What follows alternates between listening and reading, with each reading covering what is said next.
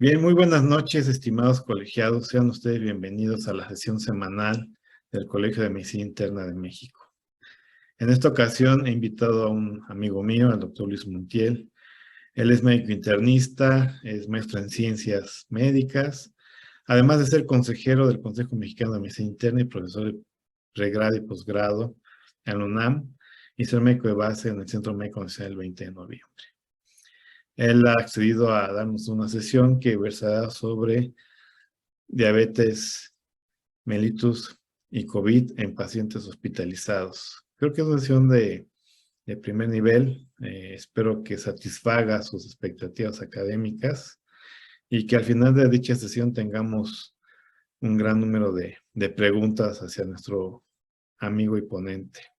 De la misma manera, pues invitarlos tanto al primer congreso virtual de mujeres internistas que se celebrará en el mes de octubre y a la vez al Congreso Nacional de Medicina Interna que se celebrará en noviembre en la ciudad de Mérida, Yucatán. Visiten los micrositios, verán los programas que son interesantes y pues bueno, no quitando más tiempo, cedo la palabra a mi amigo el doctor Raúl Carrillo Esper para que continúe con la presentación de nuestro querido ponente. Sean bienvenidos ustedes y muy buenas noches. Hola, ¿cómo están todas y todos ustedes? Muy buenas noches. Mi nombre es Raúl Carrillo Esper y a nombre del Colegio de Medicina Interna de México, su mesa directiva y nuestro presidente, el doctor Rubén Antonio Gómez Mendoza, les doy la más cordial bienvenida a esta sesión académica.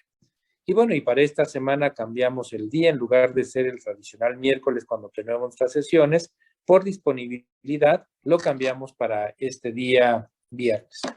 Y la sesión que vamos a tener en esta noche va a ser una sesión muy interesante que habla de un problema de actualidad y bueno, al que nos enfrentamos seguramente muchas y muchos de los que vamos a estar conectados en esta reunión. Y es lo referente a diabetes mellitus y COVID en los pacientes hospitalizados. Todas y todos tuvimos la experiencia de manejar pacientes diabéticos con COVID que hacían estados hiperosmolares, cetoacidosis diabéticas o que una vez que enfermaron del COVID desarrollaron diabetes mellitus.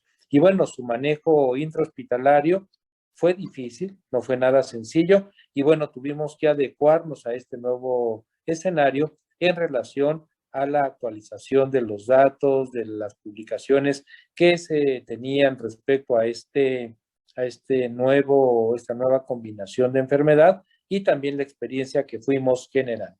Entonces, la sesión de hoy de diabetes mellitus y COVID en pacientes hospitalizados de seguro será una excelente sesión. Y qué mejor para impartirla que el doctor Luis Montiel López. El doctor Luis Montiel López es egresado de la Benemérita Universidad Autónoma de Puebla, él es internista, él es miembro del Colegio de Medicina Interna de México, cuenta con una maestría en ciencias y además, entre otros títulos que tiene, es socio titular de la Sociedad Latinoamericana de Medicina Interna, es consejero del Consejo de Medicina Interna de México y es profesor titular del curso de Medicina Interna en el Centro Médico Nacional 20 de noviembre. Entonces, un excelente médico, un médico joven, pero que bueno, tiene una preparación de excelencia y que domina este tema que impacta a nuestra práctica cotidiana. Entonces, como les comentaba, un excelente tema impartido por un profesor de excelencia. Entonces, ya sin más, le dejo la palabra al doctor Luis Montiel López para que inicie su charla. Bienvenido, doctor. Y bueno, como ella es parte del comentario introductorio de estas sesiones, los esperamos al final de la sesión en la fase de preguntas y comentarios, en la sesión de preguntas y comentarios, para aprovechar la experiencia del colega, del doctor Montiel López, y bueno, para hacerle ver todas nuestras inquietudes, comentarios y dudas que tengamos en relación a este interesante tema. Doctor Montiel, a nombre del colegio, le reiteramos nuestro agradecimiento y bueno, le dejamos la palabra para que inicie con la sesión diabetes mellitus y COVID-19 en hospitalización. ¿Qué tal? Buenas noches.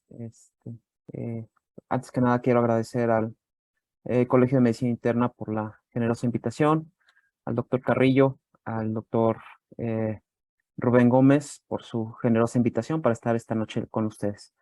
Bueno, el tema del cual vamos a platicar el día de hoy es de diabetes y COVID, enfocado hacia el manejo hospitalario. Entonces, pues sin más preámbulo, empecemos.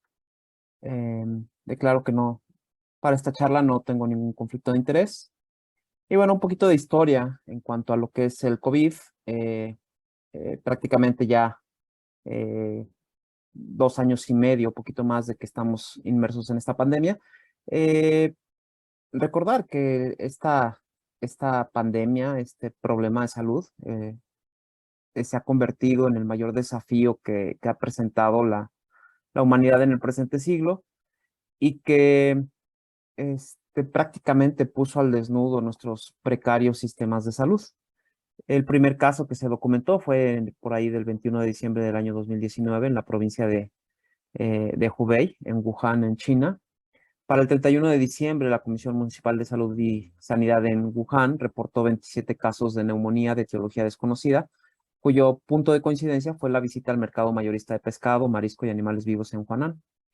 Para el 11 de febrero del 2020 ya se denomina como SARS-CoV-2 al virus causante del COVID. Para el 11 de marzo del año 2020, la Organización Mundial de la Salud ya declara como una pandemia de alcance mundial al COVID. El 24 de marzo del 2020, México declara oficialmente el inicio de la fase 2 de la emergencia sanitaria por COVID. Y bueno, ¿cuáles son los números al día de hoy en cuanto a COVID? Bueno, esta es la incidencia acumulada por de casos por millones de habitantes al día de hoy. Bueno, al 6 de septiembre. Y bueno, en México tenemos al día de hoy un aproximado de 7 millones, poquito más de 7 millones de personas que han infectado por COVID desde que empezó la pandemia. Desgraciadamente estamos hablando de 343,609 muertes oficiales. Sin incluir algunas que no, evidentemente no se documentaron o no se diagnosticaron como COVID. La razón hombre a mujer es el 53% para hombres y 46% para mujeres. De todos estos pacientes que han sido diagnosticados por COVID y que se han reportado, solamente el 10% ha requerido de manejo hospitalario.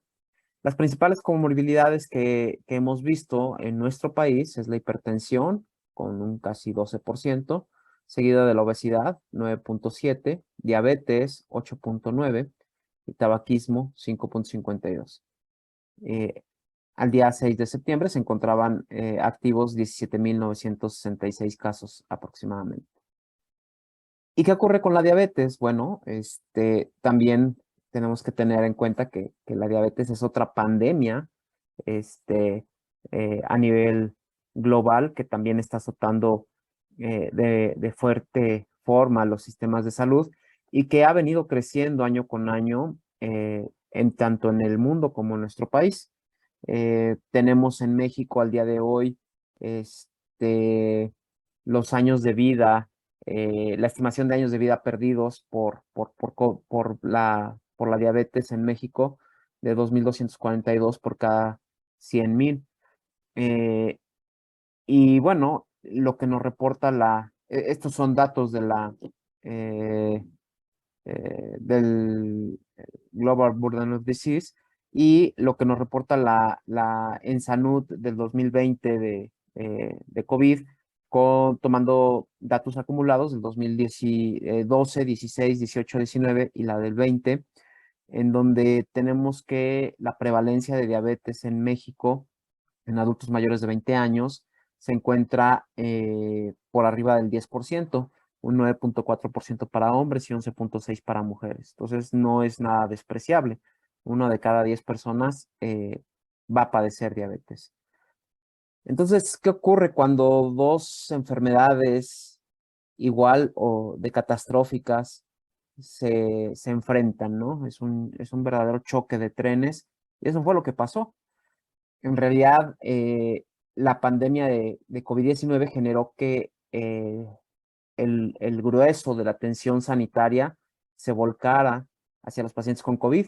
lo cual generó una desatención en otros problemas prioritarios de salud, como lo fue o como lo es diabetes, generando un sinfín de problemas, como lo fue el acceso limitado a la atención médica, un gran número de consultas que se tuvieron que suspender, por ende, muchos pacientes no recibieron sus medicamentos para diabetes, muchos pacientes que se encontraban en algún proceso o en algún protocolo diagnóstico terapéutico no pudieron llevar a cabo sus procedimientos, ya sea quirúrgicos o intervencionismos, para diagnósticos o terapias, porque justamente pues estaban suspendidos todos estos servicios de salud, lo cual lleva a que las enfermedades crónicas, incluida la diabetes, progresaran, hubiera mayor deterioro del estado de salud.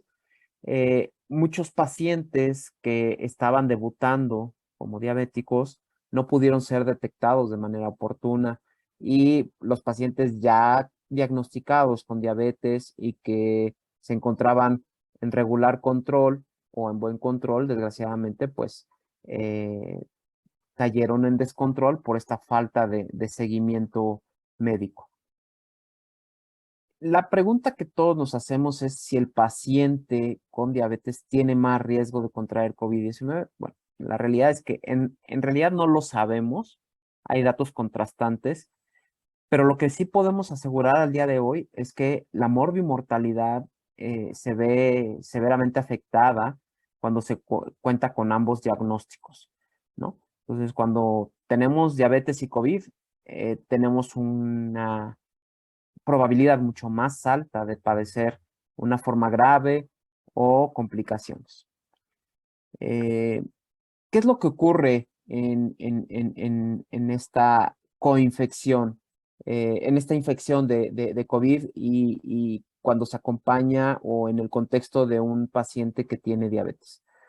Bueno, existen diferentes mecanismos fisiopatológicos que nos explican los desenlaces catastróficos. Lo que ya sabemos de la fase inflamatoria severa del COVID, que se caracteriza por un incremento o una liberación brutal de citocinas hacia el torrente sanguíneo, la activación de células asesinas naturales, la oxidación y liberación de radicales libres de oxígeno, que lleva a mayor activación de citocinas inflamatorias como la interleucina 6, la cual es un target terapéutico muy importante en pacientes con COVID, justamente por su acción tan fuerte que tiene cuando el paciente entra en esta fase de proceso proinflamatorio.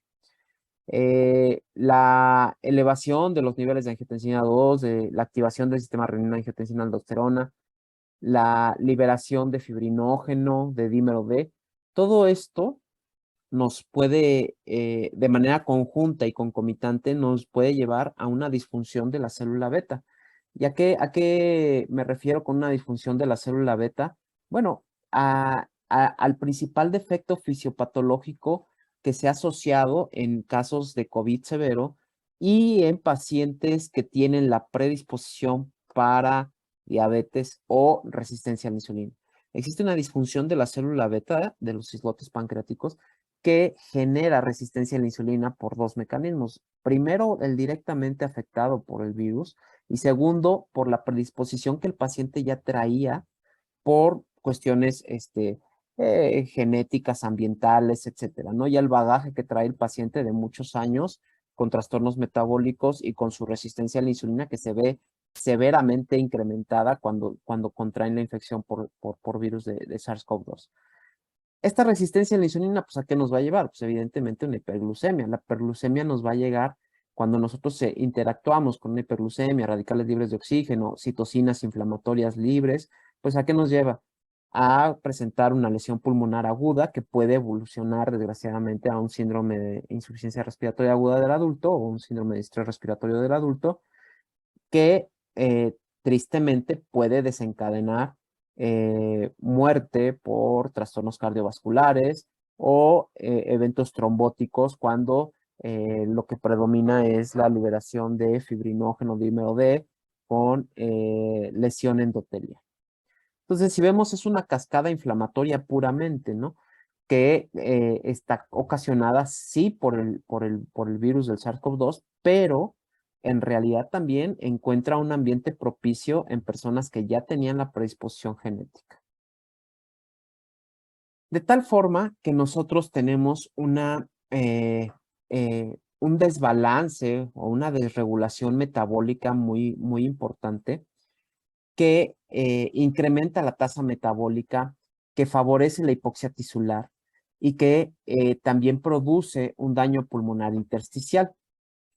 Este daño pulmonar intersticial nos va a llevar al SIRA que ya comentábamos, y cuando nosotros tenemos este antecedente de predisposición genética, ambiental, que ya hablábamos, el riesgo de falla multiorgánica, el riesgo de un COVID severo con requerimientos de ventilación mecánica, con falla multiorgánica, con eventos trombóticos, prácticamente a cualquier nivel, cardiovascular, microvascular, etcétera, nos puede generar un desenlace fatal. Entonces surge otra pregunta. ¿Cómo debe ser manejado el paciente con COVID que se encuentra hospitalizado y que aparte cursa con diabetes? ¿Será diferente el manejo que reciben ellos? Bueno, pues vamos a ver. ¿Qué pasa? Lo que comentábamos en un principio, si bien no es cierto que la relación causa-efecto no está muy bien demostrada, es decir, no podemos asegurar que el ser diabético o el vivir con diabetes, perdón, mejor dicho, sea un factor de riesgo para el desarrollo o para contraer la infección por COVID. Lo que sí podemos decir claramente es que aquellos pacientes que cursan con diabetes y que aparte cursan con la infección por COVID, presentan definitivamente un pronóstico mucho más reservado. De tal forma que los pacientes, en este estudio que se publicó por ahí de mediados del año 2020, vemos cómo aquellos pacientes que no son diabéticos definitivamente tenían menor riesgo de progresar a ventilación mecánica, a requerir ingreso a la unidad de cuidados intensivos y definitivamente también a la muerte. Y cuando se comparan sujetos diabéticos y no diabéticos con peso normal y sobrepeso, también aquellos sujetos diabéticos con peso normal, con sobrepeso y con obesidad sufrieron un riesgo incrementado para presentar cualquiera de estos desenlaces. Lo mismo para ventilación mecánica, lo mismo para muerte. Entonces, pareciera ser que el ser diabético y sobre todo un diabético de tipo descontrolado incrementa considerablemente el riesgo de padecer desenlaces fatales. Existe metaanálisis que se realizó también por un grupo de médicos europeos que analizaron diferentes estudios y diferentes desenlaces. Algunos desenlaces fueron mortalidad, severidad, ingreso a la unidad de cuidados intensivos, requerimiento de ventilación mecánica, sobrevida, etc. Y si bien es cierto, prácticamente todos los estudios en los cuales se tomó en cuenta como un factor de riesgo la diabetes, estos desenlaces se ven afectados de manera negativa en la población diabética. Otro tipo de desenlaces como el desarrollo de SIRA, lesión cardíaca, lesión renal, mortalidad, sobrevida, etcétera, ¿no? Todos estos se ven prácticamente casi en todos los estudios, se ven consistentemente elevados en aquellos pacientes con diabetes. ¿Y qué pasa con aquellos sujetos cuya comorbilidad no se limita solamente a diabetes y que además al ingreso al hospital se encontraban controlados con inhibidores de DPP-4? Entonces, en este estudio en Italia, lo que vemos es que en aquellos sujetos que padecían diabetes, la probabilidad de sobrevida era menor en aquellos sujetos con diabetes que recibían inhibidores de DPP-4 que en aquellos pacientes que no recibían inhibidores de DPP-4 al ingreso. Entonces, la mortalidad entre pacientes con diabetes fue cercana al 42% y en aquellos pacientes que no tenían diabetes era del 27%. Prácticamente todos los estudios son consistentes con este tipo de hallazgos, ¿no? Ahora, recordemos que existen diferentes fases de la enfermedad. Hemos pasado por diferentes momentos. Estamos hablando por ahí de mediados, finales del año 2020, en donde prácticamente pues todavía no contábamos con la inmunidad de las vacunas, todavía no contábamos con muchos, con algunos de los hallazgos y resultados de estudios que más adelante comentaremos, pero que cambiaron ligeramente la historia natural de la enfermedad y que nos han permitido que al día de hoy tengamos un escenario muy diferente. Los factores de riesgo para mortalidad en pacientes hospitalizados con diabetes y COVID, previo al ingreso hospitalario, encontramos en este estudio que los pacientes que recibían manejo exclusivamente con insulina presentaron un mayor riesgo de mortalidad. También presentaron mayor riesgo de desarrollo de cetoacidosis y aquellos sujetos que recibían betabloqueadores e insulina, lo mismo. Paradójicamente, aquellas personas que estaban siendo manejadas con metformina pareciera que tuvieran algún efecto protector. Quizá esto relacionado más bien con el grado de control metabólico que tuvieran los pacientes. Mismo caso con los inhibidores de DPP-4. Entonces, en este trabajo en particular se observa que la hiperglucemia, el aumento de los niveles de interleucina 6, el uso previo de insulina y betabloqueadores se asocian con mayor mortalidad, mientras que el uso de metformina e inhibidores de DPP-4 se asoció con menor riesgo de mortalidad. Insisto, quizá estos hallazgos pudieran estar explicados por el hecho de que aquellos pacientes que están con insulina tienen generalmente un control mucho más complicado que aquellos pacientes que se controlan con antidiabéticos orales. Y bueno, pues este estudio no es la excepción. Este estudio en donde encontró diferencias estadísticamente significativas fue cuando se estudiaron por sexo, cuando se hizo la separación entre hombres y mujeres, se encontró una reducción significativa de la mortalidad en mujeres que cursaban con obesidad o diabetes tipo 2 y que ingresaron al hospital por COVID-19. Entonces, tenemos aquí un continuo de la enfermedad de diabetes y COVID-19 que nos explica el por qué estos pacientes tienden a tener un pronóstico mucho más reservado, ¿no? Aquellos pacientes que ya tenían diabetes de larga evolución, pues evidentemente tienen trastornos inmunitarios derivados de esa diabetes y sobre todo acentuados si esta diabetes es de mal control y de larga data. ¿Como cuáles? Pues como trastornos en la fagocitosis, trastornos en la quimiotaxis y la inmunidad celular. Ahora, la hiperglucemia crónica, que muchos pacientes tienen, sobre todo en México, por la falta de detección, etcétera, por todos los factores que ya conocemos, genera que las células vulnerables al virus sean todavía mucho más susceptibles de padecer daño por el efecto inflamatorio y dañino del virus. Entonces, llega el virus a una célula que ya está dañada en su inmunidad por una hiperglucemia sostenida y pues evidentemente la capacidad de dañar del virus es mucho mayor. La hiperglucemia aguda también facilita la entrada del virus a la célula. Y existe un daño ya bien documentado de la célula beta por acción directa del virus. Hay diferentes trabajos que han demostrado una relación causal entre el deterioro o la disfunción metabólica secundaria a disfunción de la célula beta por COVID, por el puro virus del SARS-CoV-2.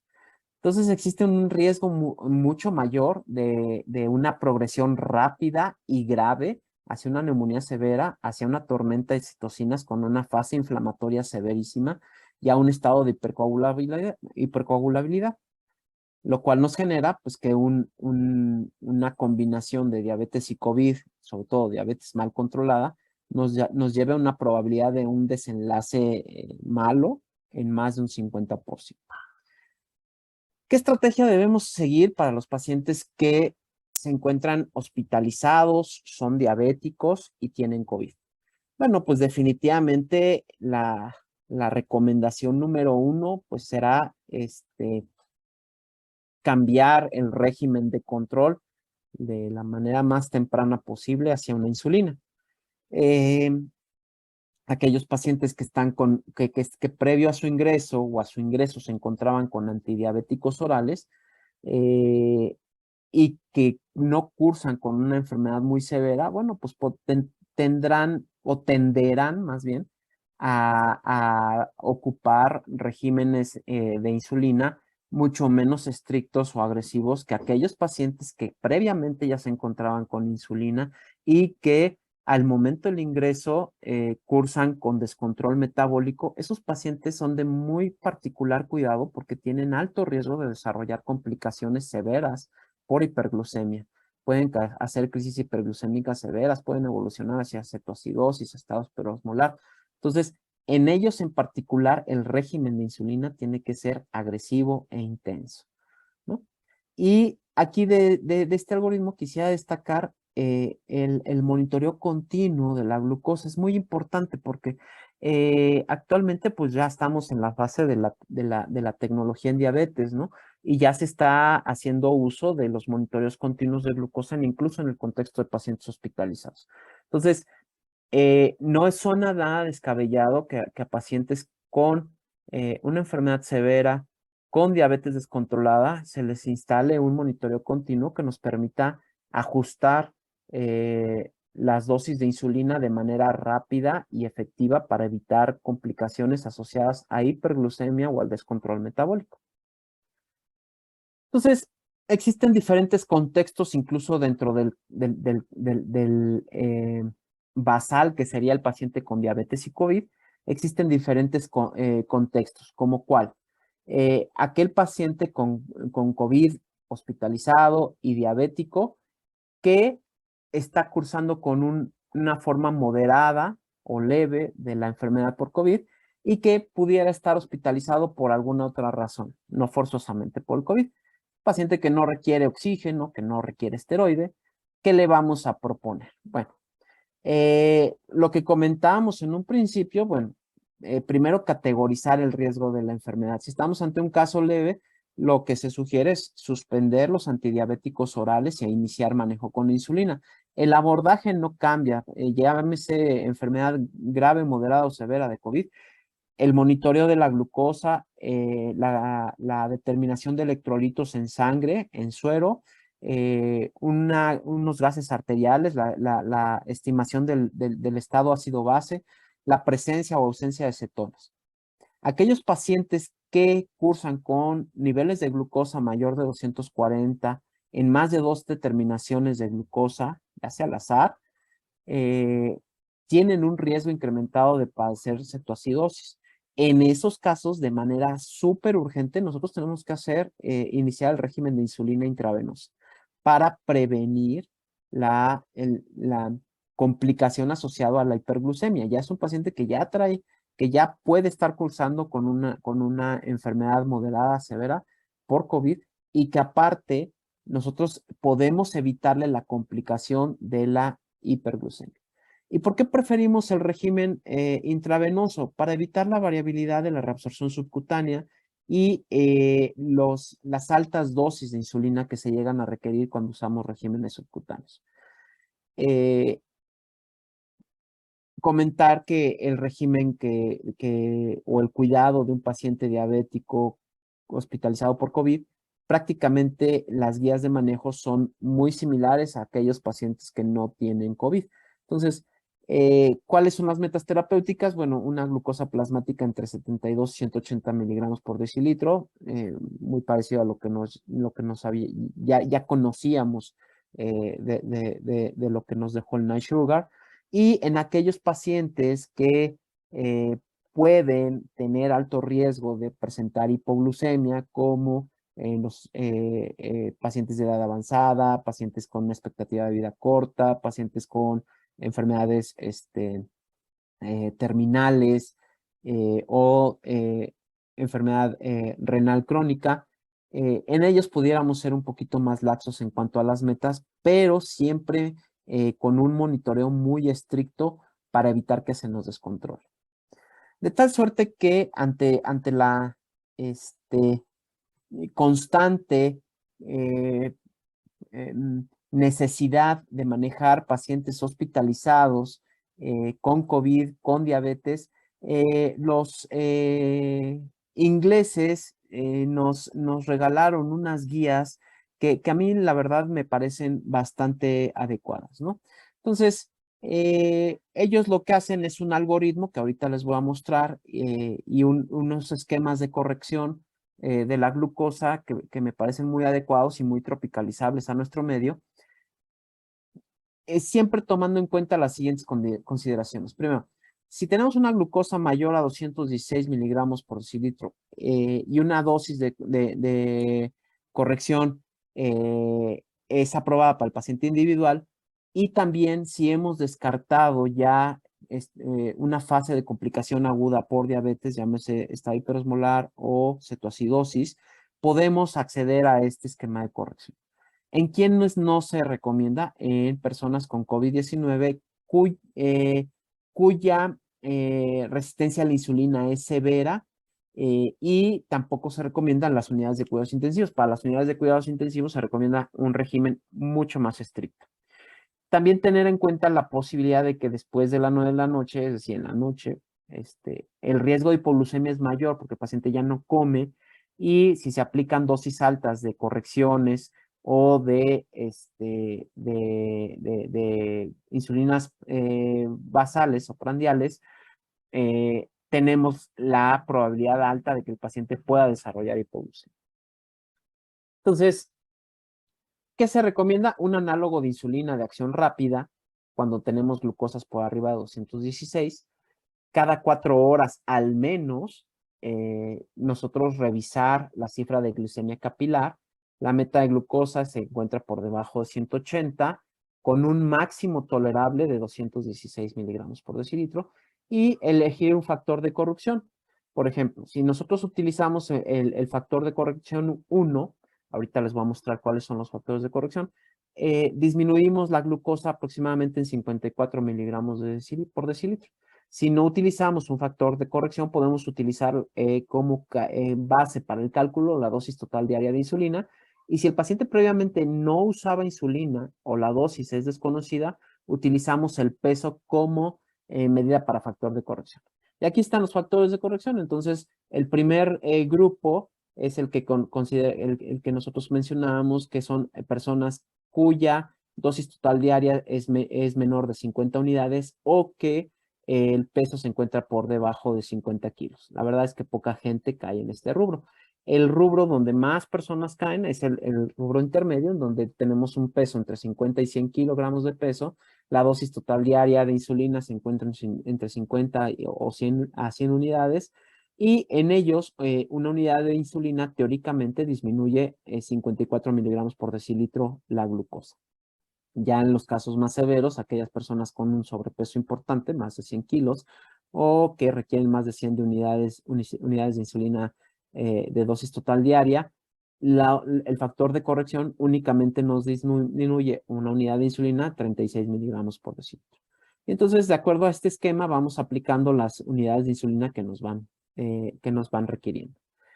En cuanto a las insulinas de acción prolongada que se pueden aplicar, bueno, pues podemos aplicar Detemir, Glargina o insulina de acción intermedia como la NPH.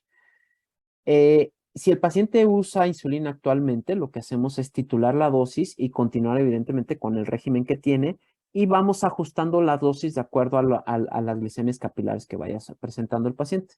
No se recomienda el uso de insulina, si el paciente no usaba insulina de acción prolongada previamente, y tenemos 2 tomas que ameriten iniciar con un esquema de corrección de insulina, lo que nosotros hacemos es iniciar con una insulina de acción prolongada a una dosis máxima de 0.25 unidades por kilo por día, teniendo siempre en consideración que en aquellos sujetos mayores de 70 años o con una fragilidad importante o con valores de creatinina mayores a 2 miligramos por decilitro, bajamos la dosis total a máximo 0.15 unidades por kilo por día.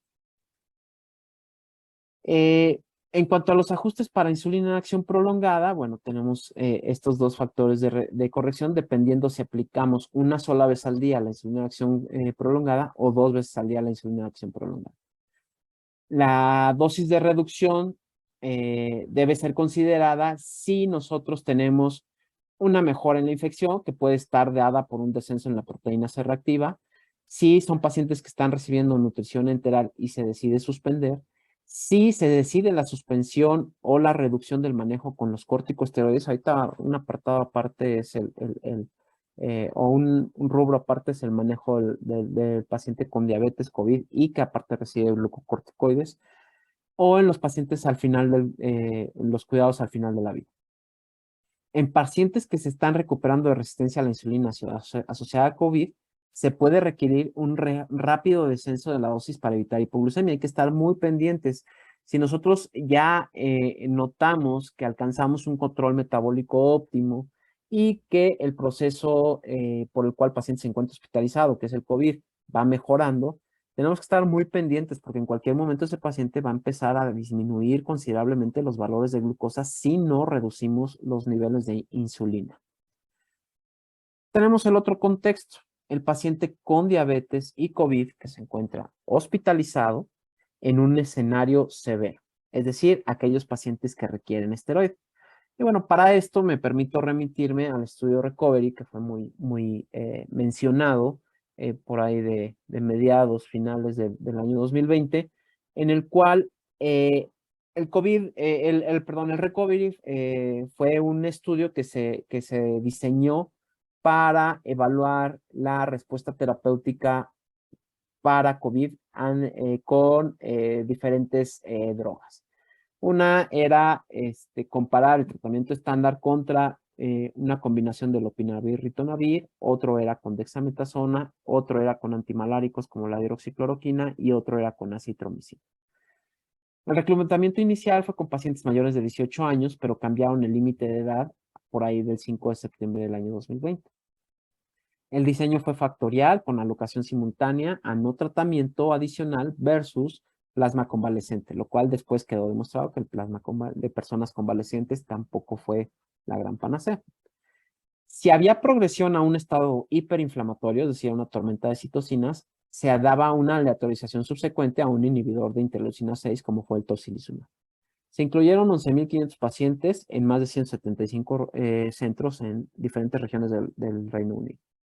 Y entonces estos son los primeros resultados. En estas curvas de sobrevida se va comparando el cuidado. Nos vamos a remitir únicamente a lo que corresponde a dexametasona. Comparamos el uso de dexametasona contra la terapia habitual. Entonces, para todos los participantes, pareciera que el uso de dexametasona tuvo una menor mortalidad en la suma de todos. Cuando ya se va separando por subgrupos, en aquellos sujetos que no requirieron oxígeno, pues no hay diferencias significativas, un riesgo relativo de 1.19. Pero en quienes sí encontraron diferencias, en aquellos sujetos que requirieron oxígeno, 0.82, y en aquellos sujetos que requirieron ventilación mecánica, 0.64.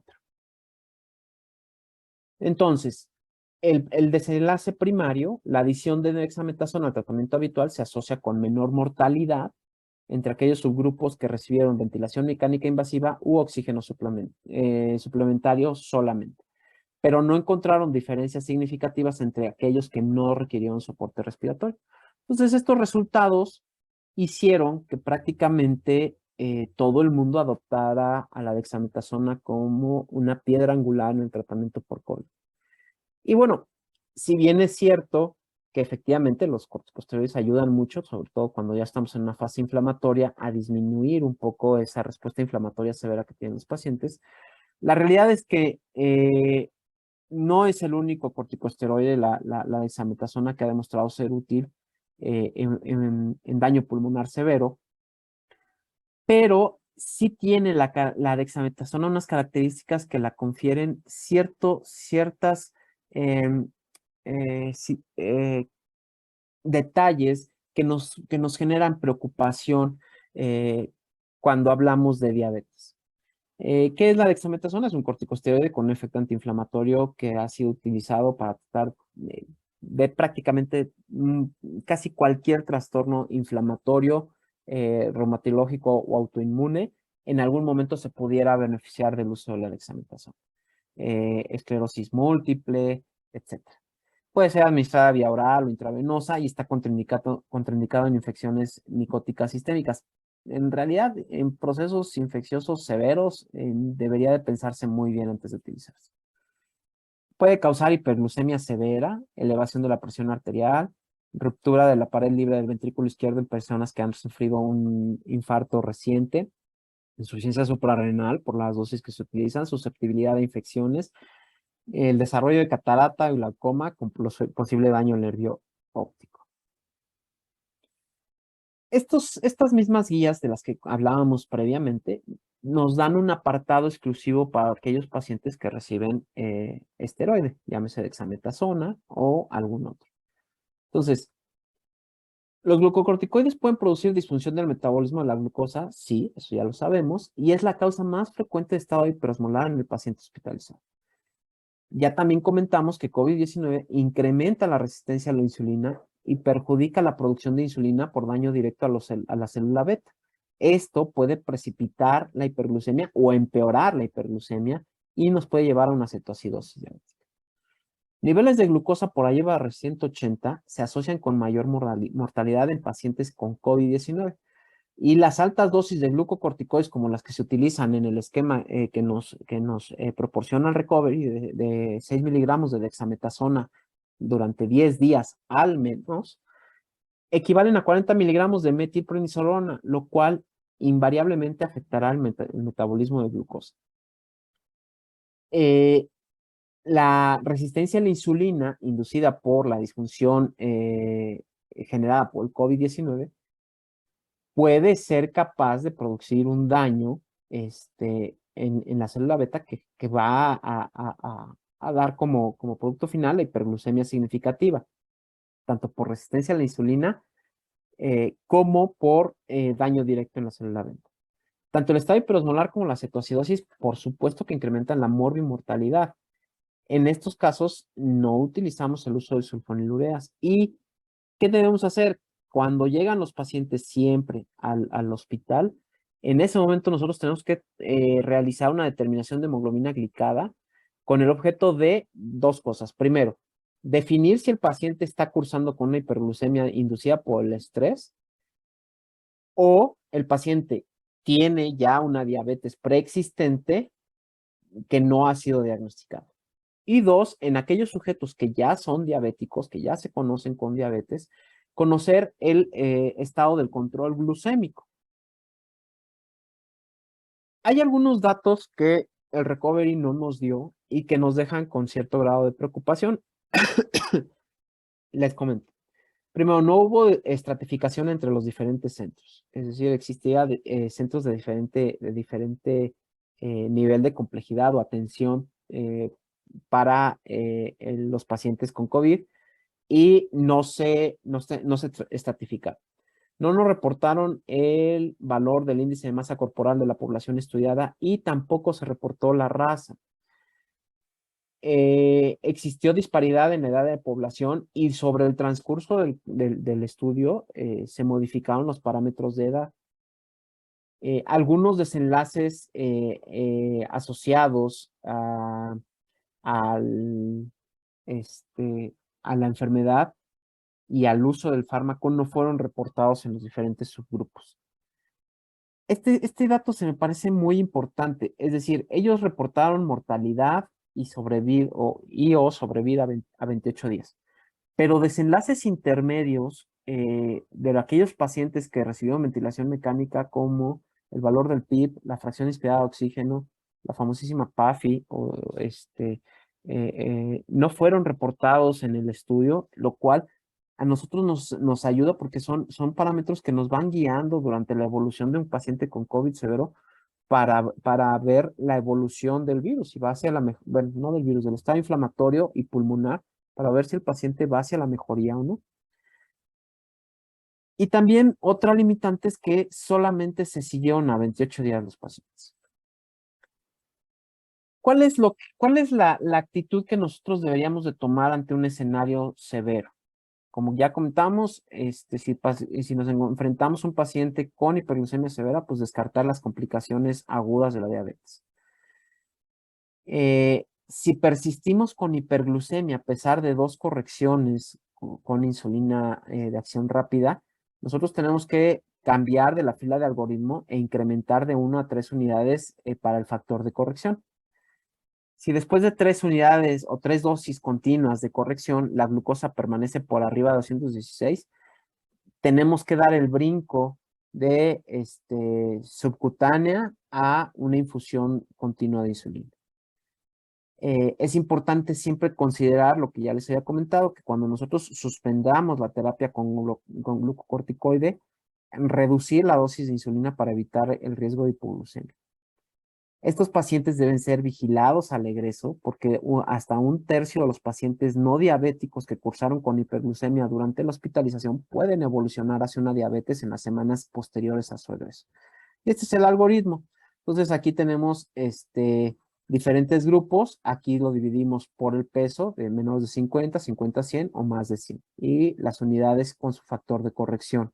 Los valores de glucosa con su factor de corrección. Este sería el esquema que utilizaríamos en el caso de un COVID severo.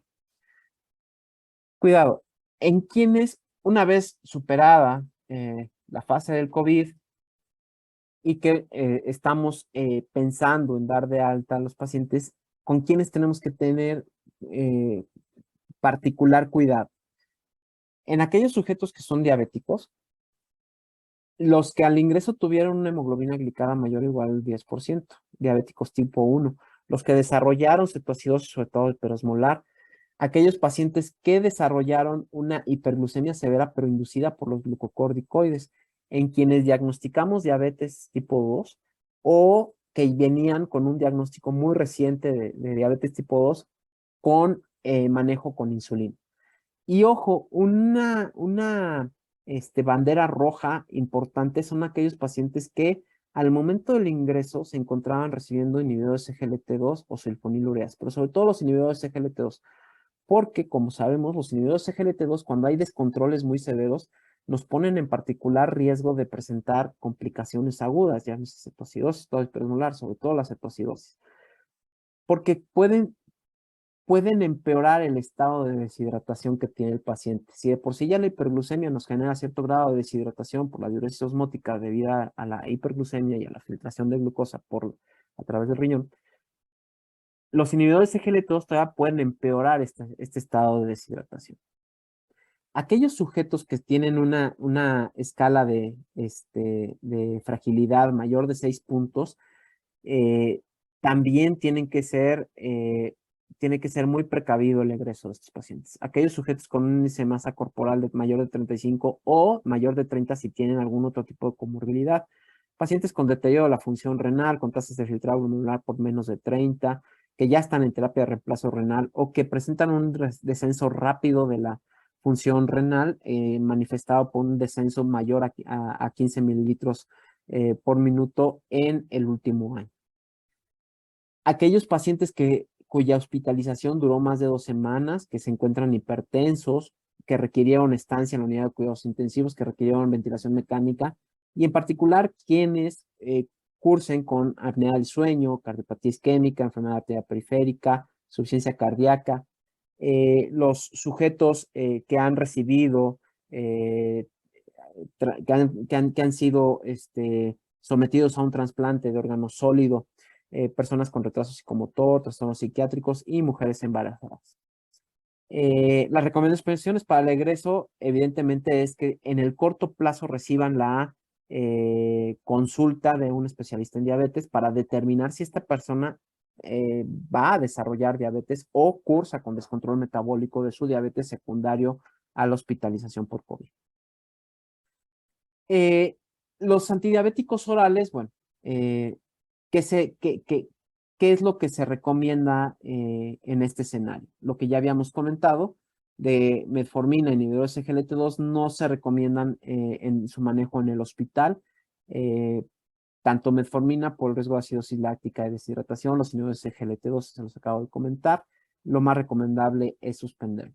Los inhibidores de DPP4, en casos moderados, en casos no severos de COVID, quizá una estrategia válida sería el continuar con los inhibidores de DPP4, siempre y cuando el monitoreo sea estricto, ¿no? Y los agonistas del receptor de GLP-1, hay que tener cuidado con ellos por sus efectos gastrointestinales. Si los síntomas gastrointestinales son muy severos, se recomienda suspenderlos.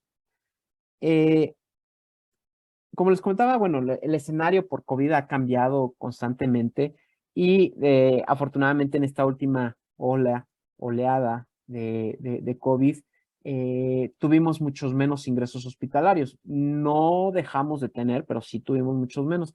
Y particularmente vimos que se estaban hospitalizando aquellos pacientes con COVID y con comorbilidades muy, muy severas, como aquellos pacientes que habían sido sometidos a trasplante, aquellos pacientes con alguna neoplasia sólida, o algún tipo de cáncer que desgraciadamente se encontraba fuera de control. Y a pesar de estas combinaciones de enfermedades, COVID, moderado severo, diabetes descontrolada, cáncer, post-trasplantados, etcétera, afortunadamente igual la mortalidad ha sido mucho menor en esta última oleada que estamos terminando de salir. Y esto, bueno, pues ya sabemos que la inmunidad de rebaño, la inmunidad que nos generan las vacunas, etcétera, nos ha permitido este nuevo escenario. Yo quiero compartirles el día de hoy un trabajo que realizamos ahí en el hospital donde yo orgullosamente trabajo, que es el Centro Médico Nacional 20 de noviembre, en donde justamente de ver esta asociación en la clínica, en el día a día, en los pacientes con COVID severo que cursaban con descontrol metabólico, cuando nosotros iniciábamos la terapia con glucocorticoides, los desenlaces no eran del todo satisfactorios. De tal manera que diseñamos una corte en donde incluimos pacientes con COVID diagnosticados ya sea por PCR en tiempo real, por prueba de antígenos o por criterios tomográficos tomando como base la clasificación de Corrats. Tomamos datos demográficos, antropométricos, algunos biomarcadores ya conocidos de severidad de la enfermedad. Les dimos un seguimiento a 28 días y estudiamos desenlaces como ventilación mecánica, estancia hospitalaria prolongada o muerte. ¿Qué es lo que encontramos? Bueno, se recibieron más de 3,000 pacientes en el periodo de febrero a septiembre de 2020 en el área de urgencias, de los cuales solamente en ese periodo se hospitalizaron un promedio como de 1,000 pacientes y de estos casi 400 cumplieron los criterios para ingresarlos al protocolo. La media de edad fue de 51 años. Las comorbilidades, el 38% tuvo hipertensión, lo mismo que sobrepeso y obesidad, un 12% presentó EPOC y hasta un 55% presentó diabetes, de los cuales cerca del 30% estaban descontrolados. Eso es un dato no menor, ¿eh? En cuanto a las escalas de severidad, un NEWS-2 con una media de 7.67, un Quick-SOFA de 1 punto y la saturación de oxígeno en promedio de 82%. En otros datos al ingreso, bueno, destacan los valores de ferritina de más de 1,000, el promedio, el dímero D de 0.89, la cuenta de linfocitos de 0.86 en la media, los valores de glucosa de 115 con una hemoglobina glicada promedio de 8.17, etcétera, ¿no? El uso de dexametasona en el 47% de los pacientes, requirió ventilación mecánica al 37% de los pacientes y desgraciadamente perdieron la vida 46% de estos pacientes. Entonces, categorizamos en función del uso del esteroide y lo dividimos de acuerdo al diagnóstico de diabetes.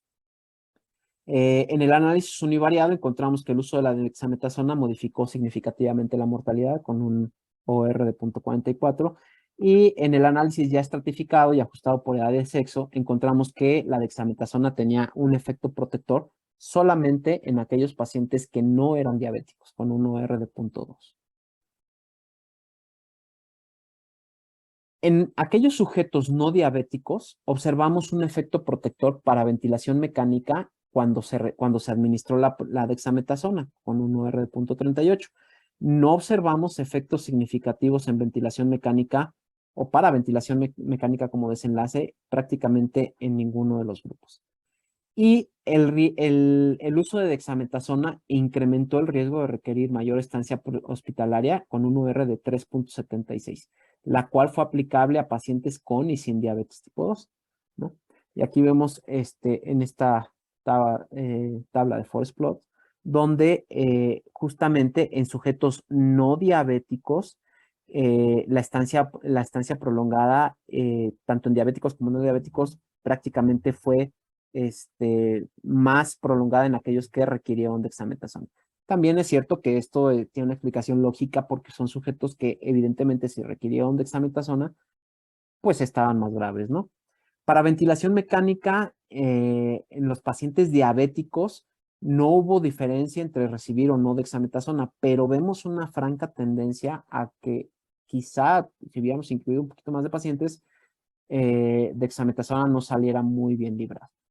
Y en cuanto a mortalidad, no hay diferencias significativas en aquellos pacientes diabéticos o no diabéticos que recibieron el esteroide. ¿Qué podemos concluir con este estudio? Bueno, que existe un beneficio con dexametasona en aquellos pacientes con COVID-19 moderado severo hospitalizados y con oxígeno que no tienen diabetes ni hiperglucemia. Los pacientes diabéticos con COVID-19 moderado severo hospitalizados y con oxígeno no sustentamos el uso de la dexametasona porque no hay diferencias en mortalidad. Pacientes diabéticos con COVID-19 moderado severo hospitalizados y con oxígeno no se sustenta el uso de la dexametasona porque no hay diferencias en el riesgo de progresión a ventilación mecánica y observamos una tendencia a que dexametasona incrementa el riesgo de ventilación mecánica. Pero esta tendencia no fue estadísticamente significativa. Dexametasona se asocia con mayor estancia hospitalaria prolongada en sujetos con COVID-19, no importando si se trataba de pacientes diabéticos o no diabéticos. Nosotros definimos como estancia hospitalaria prolongada más de 10 días.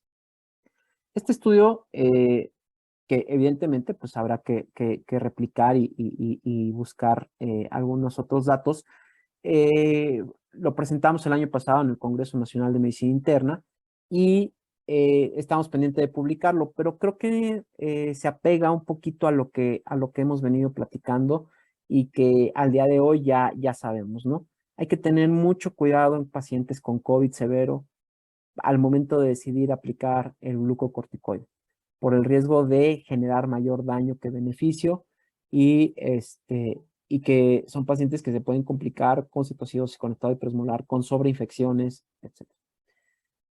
Pues bueno, ¿qué podemos concluir de esta charla? Primero, COVID-19, cuando se asocia con diabetes, sigue siendo un combo que genera un costo muy elevado, tanto como muerte como para discapacidad. También sabemos que el SARS-CoV-2 puede generar resistencia a la insulina severa y disfunción de la célula beta, y también ya hay algunos trabajos que han estudiado y explorado la asociación y la causalidad de SARS-CoV-2, de diabetes por SARS-CoV-2. La diabetes per se no es factor de riesgo para contraer COVID-19.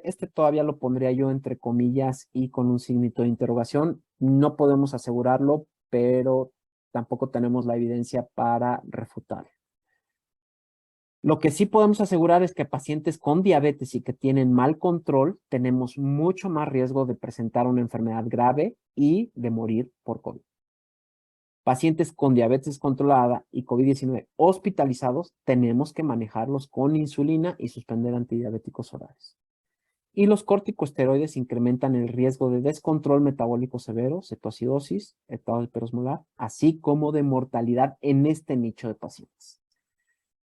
Bien, siempre que me invitan a platicar de COVID, me gusta dejar esta gráfica o esta imagen, recordando que, bueno, un modelo a seguir para evitar la propagación del virus del COVID, pues es ser como Darth Vader, ¿no?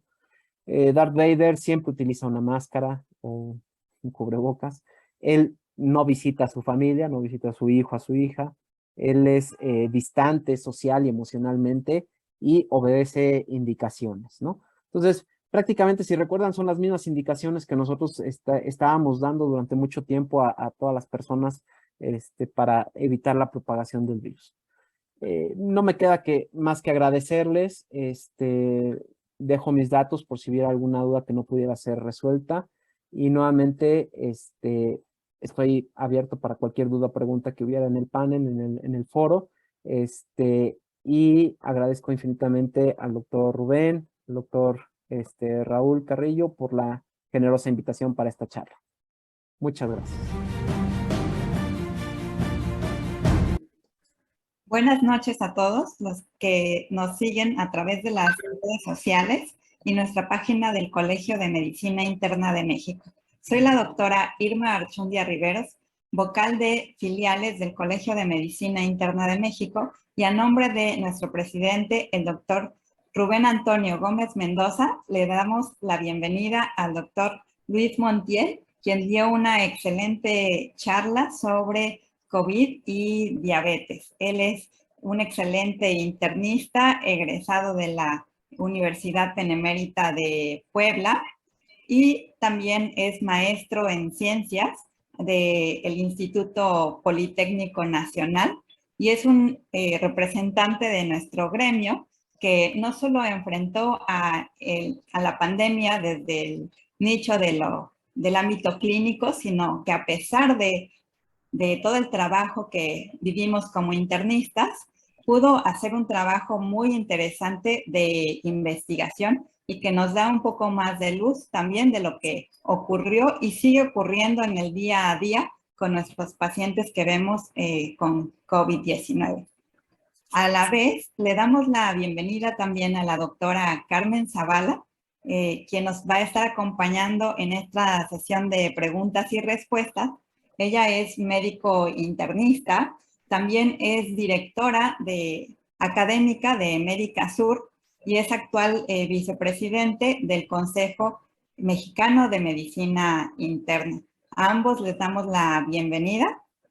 Y ahora vamos a dar comienzo con la sesión de preguntas y respuestas. Doctora Carmen Zavala, por favor. Hola, Luis. Yo quería preguntarte, nosotros tenemos un estudio que hicimos con pacientes no críticos diabéticos con COVID. Y el estudio trató de usar la medición continua a través de estos aparatos que todos conocemos en estos pacientes. Pues mira, ahí está. Y en estos pacientes, y lo que encontramos en el estudio fue que valía la pena usarlos en pacientes no críticos, no lo usamos en terapia intensiva porque nos ayudaba a detectar de manera más expedita las hipoglucemias. Si bien de pronto dan mediciones dudosas y había que corroborarlas, nosotros encontramos eso. ¿Qué opinas, Luis, de esto? ¿Cómo ves el uso de estos dispositivos en este tipo de pacientes? Gracias. Bueno, antes que nada, buenas noches. Doctora Irma, muchas gracias. Carmen, muchas gracias. Muy buena pregunta y muy interesante tu estudio. La realidad es que sí, al día de hoy, todo lo que tiene que ver con monitoreo continuo de glucosa está demostrando una gran utilidad desde varios aspectos. Primero, el que a todos como clínicos nos interesa, que es el cuidado y la salud de nuestros pacientes. Sí, hay un beneficio directo porque te permite justamente determinar momentos críticos, en qué momento el paciente está entrando en descontrol leve, moderado, y es prácticamente muy prevenible que caiga en un descontrol severo, en una hipoglucemia grave o una hiperglucemia severa. Eso nos permiten los monitores continuos, pero no nada más nos permiten, no nos dan ventaja nada más desde el punto de vista del cuidado del paciente. Tienen también bastantes puntos favorables desde el punto de vista de la farmacoeconomía. ¿Por qué? Porque si bien es cierto que son dispositivos ligeramente más elevados en costo comparados contra los monitores intermitentes, es decir, contra el glucómetro convencional y las tiras reactivas, la realidad es que el costo del manejo de la diabetes se ve disminuido porque precisamente dos razones. La primera es la conciencia que toman los pacientes al conocer sus valores de glucosa reales en tiempo real, lo cual los hace autolimitarse. O sea, el paciente que no se, el paciente, lo hemos visto muchas veces en la consulta, el paciente se sorprende cuando le dices, oiga, es que trae una hemoglobina glicada de 10, 11%, cuando él te dice, no, pues es que no, yo siempre ando en 120 cuando amanezco. Eso no puede ser, cuando la realidad es que lo que pasa es que jamás se toman determinaciones postprandiales.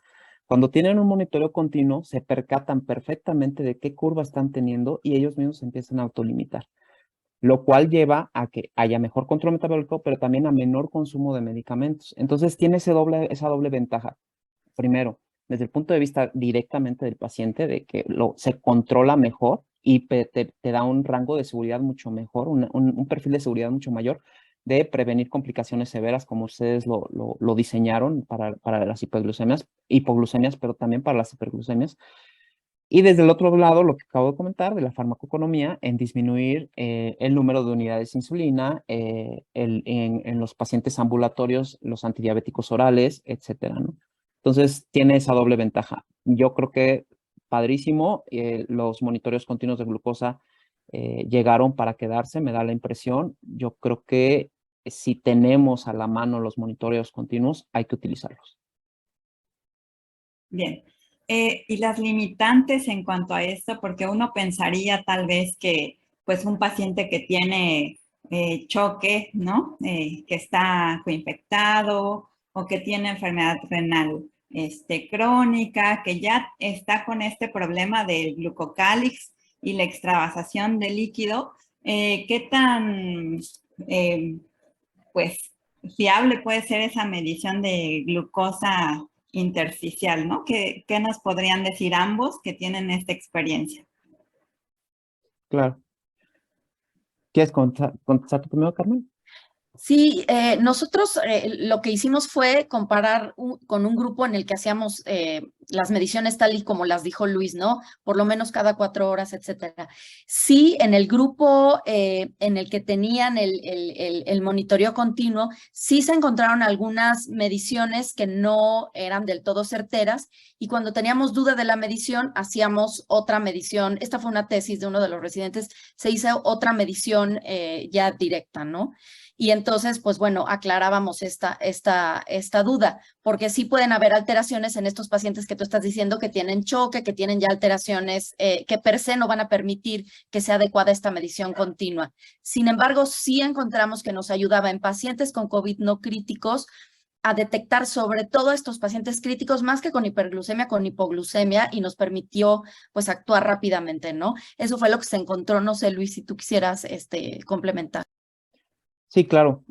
Definitivamente es una limitante muy importante el estado de choque. ¿Por qué? Porque estos sistemas de monitoreo son de tipo tisular, no son de tipo capilar.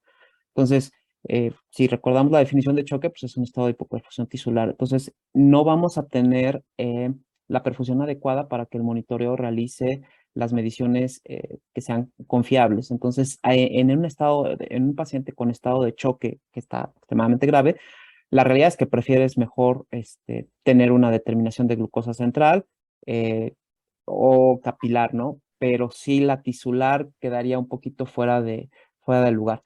Y incluso, pues, ya una vieja práctica que quizá no es muy ortodoxa es que en el paciente con estado de choque ni siquiera es una glucosa capilar, sino que se toma una muestra y de la muestra la pasas al glucómetro, lo cual no es adecuado, ¿no? Pero, porque deja de ser capilar. Pero tenemos esa situación. Y dos, en el paciente que está en estado crítico, los gasómetros normalmente nos permiten la determinación de glucosa. Entonces, Entonces, es un valor mucho más confiable la glucosa medida por gasómetros. Son pacientes que ya están invadidos, que tienen catéter por todos lados, línea arterial, etcétera. Entonces, no es de que lo estés funcionando, pero sí tienes el acceso para tener sangre venosa o arterial en el momento en que lo necesites y por medio de gasometría puedes continuarlo. Hay diferentes métodos para monitorear a estos pacientes, pero sí, yo creo que en estos casos en particular, pacientes muy edematizados, pacientes en estado de choque, el monitoreo continuo tisular no es la mejor opción. Gracias, doctor. Sí, Si quieres tú ir. con nuestra siguiente pregunta, es, del doctor Zambrano, nos da una felicitación para el doctor Montiel, su plática, que es muy interesante, y nos comenta que le llama muchísimo la atención que no hay coincidencia estadística con la clínica, que sabemos que la diabetes mellitus tiene un estado inflamatorio crónico de bajo grado, que algunos llaman metainflamación incluso, ¿no?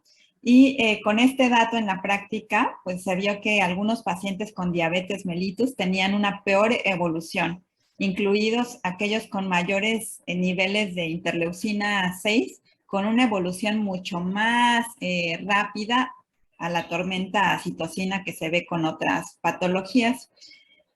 Por lo anterior, pues dice, ¿cómo explicaría esta paradoja, ¿no? ¿Cómo es el tema del factor de riesgo de diabetes y esta evolución del estado inflamatorio en los pacientes? Bueno, en realidad a mí no me parece como tal una paradoja. Es decir, el paciente con diabetes efectivamente, ya muy bien mencionado, ya cursa con un estado de inflamación crónico. Si bien es cierto que cuando empiezan en una fase, bueno, cuando entran en la fase de COVID-19, llamamos un escenario moderado a severo, el cual por sí solo genera un proceso inflamatorio severo, le sumas el el defecto inflamatorio que ya tenía el paciente por el simple hecho de ser diabético. Y si venía mal controlado, pues es todavía mucho mayor. Entonces, no es para nada de extrañarse que esos pacientes justamente tengan una enfermedad o un curso por la enfermedad mucho más crítico que sus pares no diabéticos o que sus pares diabéticos bien controlados. Entonces, es decir, tú elevas el rango de inflamación de manera crónica y ellos empiezan su inflamación en ese nivel, ¿no? En un punto ya elevado de estado inflamatorio. Cuando una persona que no tiene una diabetes o que tiene una diabetes bien controlada, su estado inflamatorio es el mínimo, el basal. Y cuando viene el proceso severo de inflamación por el COVID severo, pues permite o llegan a un estado inflamatorio que puede no ponerlos en un estado crítico, ¿no? Y el diabético descontrolado, pues se va, y en ocasiones o en muchas ocasiones nos resultó imposible poderlo regresar. Claro. Muchas Doctora gracias. Zavala. Sí, muchas gracias. Pregunta la doctora, bueno, además de felicitar al doctor Luis Montiel, la doctora Rosalía García pregunta que si tienes datos en tu estudio, Luis, de qué tan frecuente fue la infección fúngica en pacientes diabéticos con COVID-19 que estuvieran con esteroides. Ok, sí tenemos datos. No recuerdo exactamente ahorita cuántos pacientes de los que incluimos. Se hizo una corte bastante grande y tenemos datos se realizaron diferentes estudios. Entonces se tienen datos de varios pacientes. En realidad de este corte o de este grupo de pacientes que hoy les presenté, no recuerdo exactamente cuántos pacientes cursaron con infecciones micóticas, pero sí tuvimos el desarrollo de pacientes con micosis profundas, sobre todo candidemias, pacientes que requirieron dosis altas de esteroide y que tenían unos descontroles brutales, ¿no? O sea, realmente nos tocaron ver pacientes que estaban con hiperglucemias severas y por el uso del esteroide. Y la realidad es que, bueno, si nos situamos en el momento en el que ocurrió todo esto, en el cual era una desesperación muy fuerte por tratar de querer ayudar a estos pacientes en los que sin miedo a decirlo, seguramente llegamos a equivocarnos bastante, pero siempre en el afán de querer ayudar. Y una de esas equivocaciones ahora en retrospectiva que yo considero fue considerar que el esteroide era para todos los pacientes con COVID severo. El esteroide no es para todos los pacientes con COVID severo.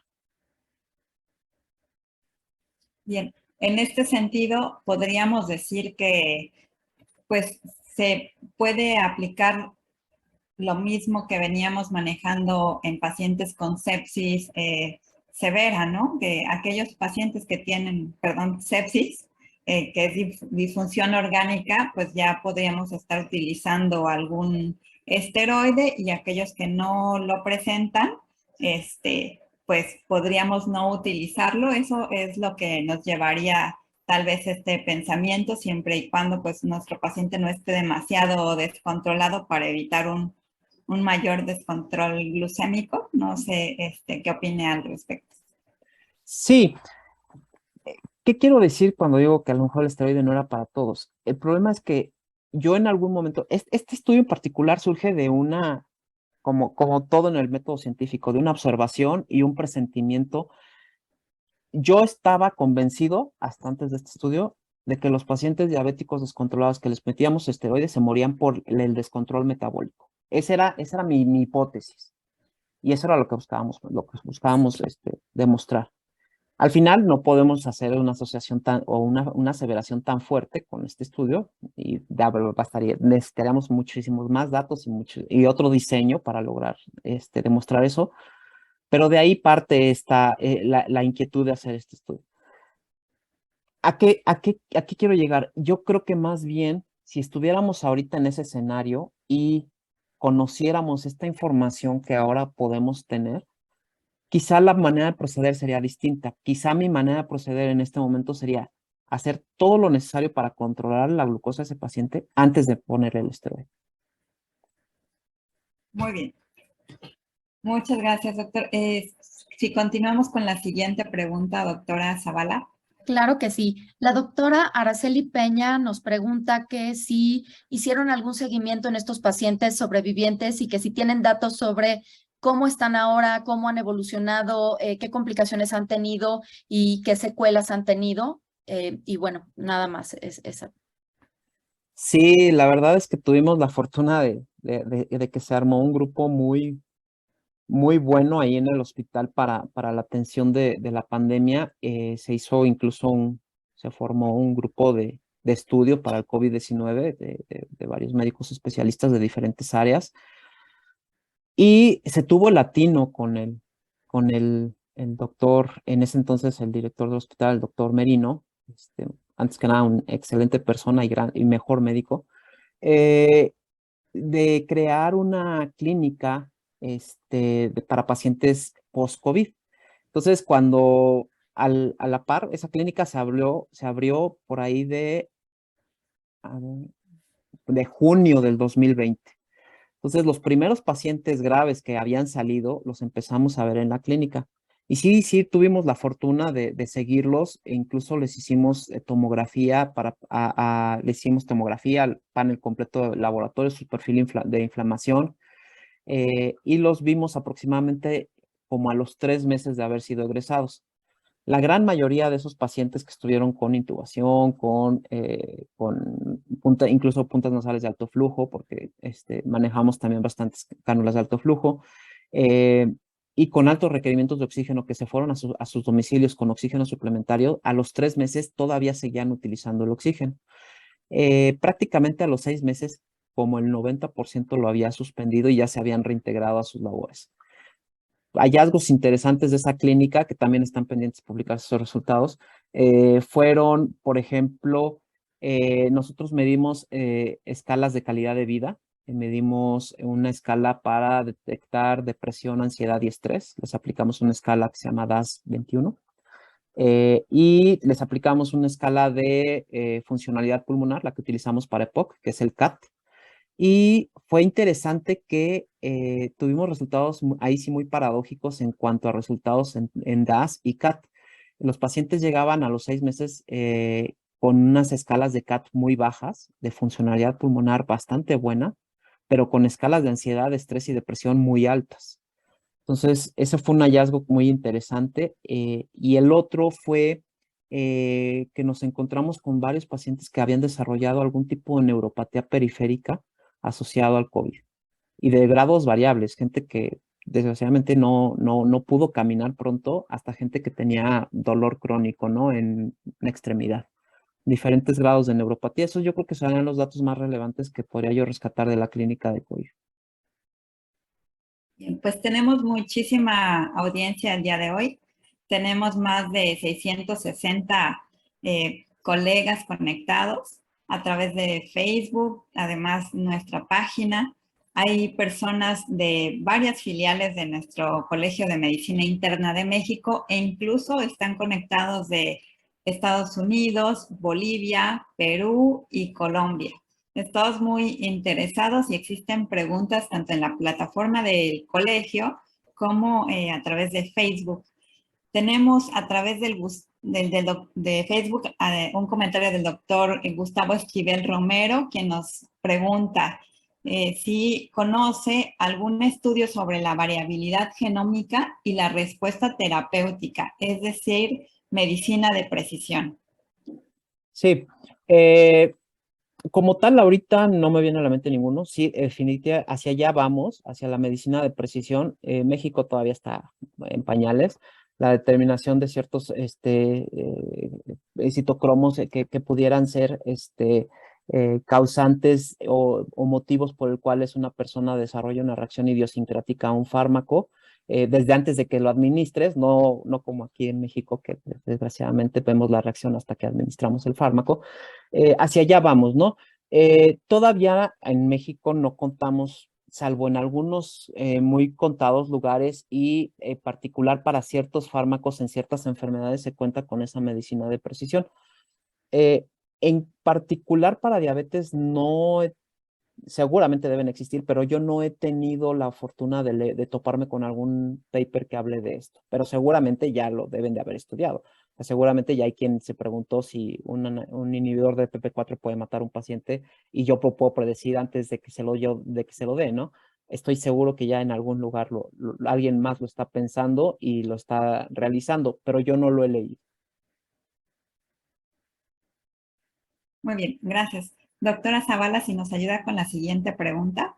Claro que sí. Pregunta el doctor Zambrano sobre pues, la cantidad de receptores de la enzima convertidora de angiotensina que hay en páncreas y si probablemente haya relación o podría esto explicar, evidentemente en relación con el COVID, la hiperglucemia aguda en pacientes no diabéticos.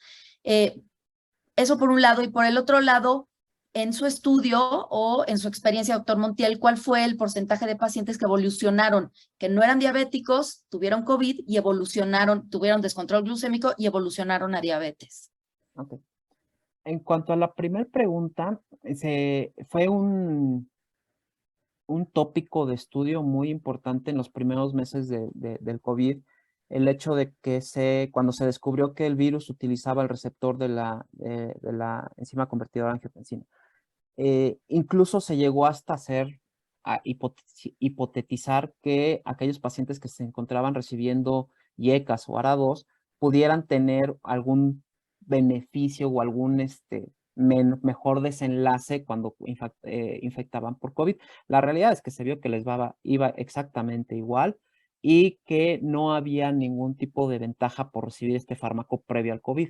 Lo cual nos lleva a pensar que esto es solamente inferencia, no tengo manera de demostrarlo, nos lleva a pensar que en realidad el hecho de que el páncreas o que pulmón tengan mayor concentración de receptores para la enzima convertidora de angiotensina no es per se la causa por la cual un paciente pudiera evolucionar hacia diabetes por afección directa del virus.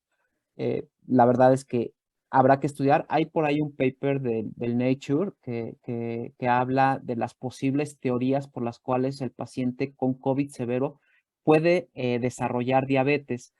Son muchas las teorías, pero la realidad es que todavía para poder hablar de una causalidad falta mucho. En cuanto a la segunda pregunta, no tengo el dato preciso, pero sí hay por ahí un porcentaje menor a un 5%, que sí quedó con cierto grado de trastorno metabólico.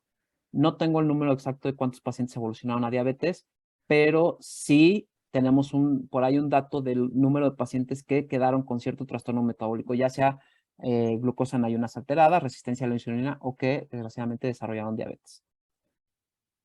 Muy bien.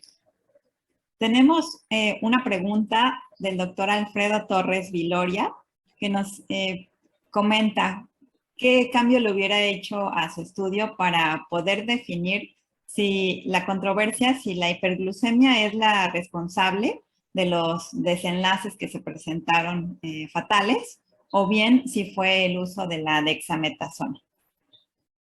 Ok, yo creo que habría que hacer un ensayo clínico aleatorizado, de tipo prospectivo, para poder responder esta pregunta.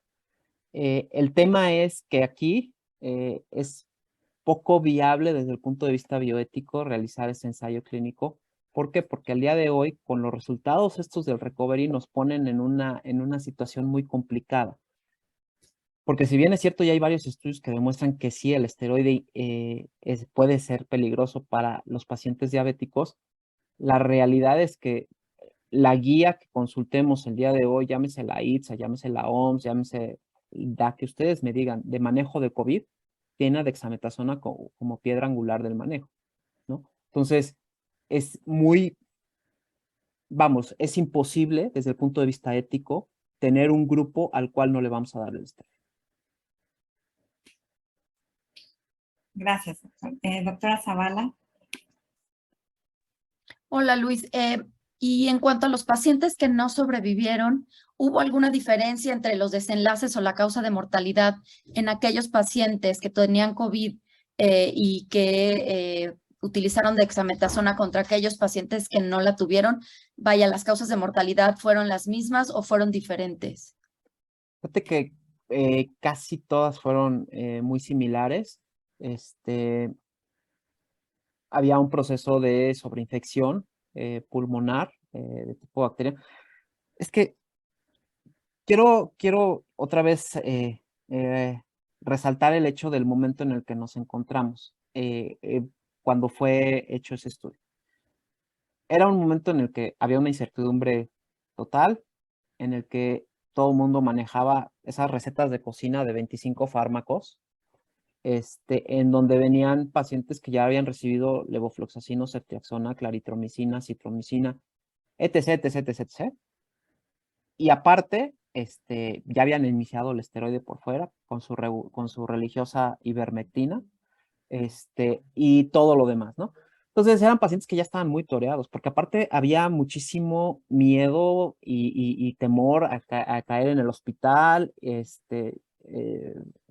no quisiera hacer algún comentario con tinte político, pero también hubo por ahí información en un inicio gubernamental muy contradictoria, muy peligrosa, que también tuvo sus que veres en generar ese pánico generalizado de la población para no acudir al hospital.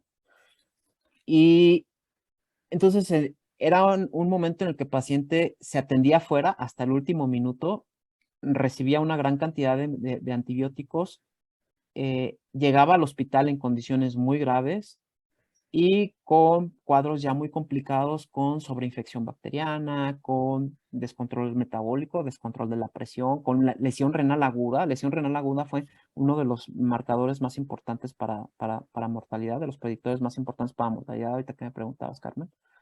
Entonces, esos pacientes ya estaban desgraciadamente muy complicados, ¿no? Y llegaban y por aquí llegaban y los intubaban, ¿no? O sea, se intubaban y ya.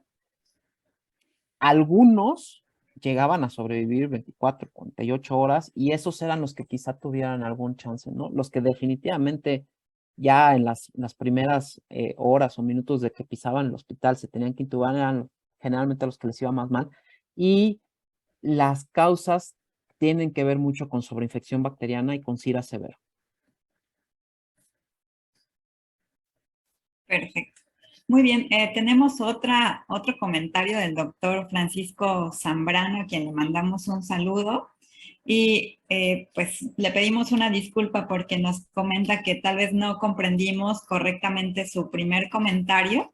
Es pues parte de este tema de la virtualidad, ¿no? No siempre se comprende bien la pregunta, pero nos dice que se refería a que estadísticamente se menciona que la diabetes mellitus no está documentado que sea un factor de riesgo, cuando en la práctica sí se ha visto que sea como tal un factor de riesgo, dice, para presentar COVID, o que nosotros hayamos visto pacientes con COVID y diabetes. No sé si sea esto también un sesgo por parte de nosotros que somos internistas, ¿no? O qué opina al respecto. Sí, puede ser. Digo, lo que yo digo es que no tenemos ahorita la evidencia para asegurar que diabetes incrementa el riesgo de padecer COVID. Pero tampoco tenemos, como bien dice el doctor, pues tenemos dudas. No tengo las evidencias, pues tampoco tengo dudas. Es decir, sí, lo vemos en el día a día, ¿no? El paciente diabético, no nada más para COVID, en general, por la misma estado proinflamatorio y la inmunidad disminuida, pues es proclive a todo tipo de infecciones en una mayor proporción que una persona que no vive con diabetes. Ahora, no se ha logrado demostrar fehacientemente esa relación de propensión del diabético. Esto no quiere decir que no exista, simplemente no se ha logrado establecer. Por eso digo, no tengo la evidencia, pero pues tampoco tengo dudas. Gracias. Ok. Tenemos una pregunta del doctor José Alfonso Espinosa y te pregunta, Luis, ¿qué opinas o cuál es tu experiencia? 5 días de uso de dexametasona o de esteroide versus 10 días. Híjole, pues es que yo no soy muy partidario de definir los tratamientos por días de manera predefinida, ¿no? Yo creo que la evolución del paciente nos va dictando. Habrá pacientes que habrá que llevar a los 10 días de esteroide, como hubo pacientes que llevamos a muchos más días de esteroide y que les fue bien, ¿no? O sea, también hay que decirlo. Quizá en el contexto de un paciente ambulatorio con requerimientos de oxígeno,